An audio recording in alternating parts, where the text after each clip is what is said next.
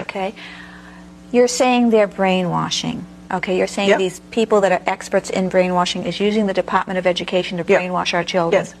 What are they after? Why are they doing it? Well, if you want to move a country from a free individualistic economy, which we have. Yes, or had. Or had, okay. To a planned economy, you have to do it through the schools. You have to dumb down and brainwash, change the attitudes and values. You have to completely, social engineering has to go on constantly, and many teachers know what I'm talking about. And people are going to say, well, when did this start? And who on earth ever did this? Why would a plan like that be allowed to be carried out? That's right. Well, then you have to go back to 1934, which I will do, and we have to go to the three-pronged fork, okay? So I do think that the watershed year, although you can go back to the early part of the century when the Rockefeller Foundation and the Carnegie Corporation were deeply involved in education, and that it was decided then that Carnegie would deal with the international part and Rockefeller domestic. So they commissioned the American Historical Association to put together a study of the social studies, and they came up with lots of volumes, but I have one little volume, Conclusions and Recommendations for the Social Studies.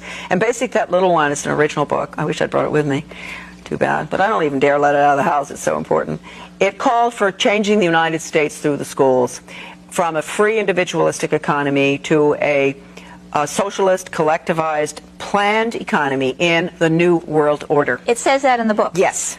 And that book was written when? In 1934. By who? It was the Carnegie Corporation paid for it. The American Historical Association put it together.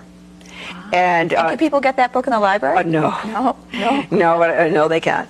They were very instrumental in getting the Elementary and Secondary Education Act passed, which, as I said before, changed education from knowledge, content-based, academic, to performance-based behavior.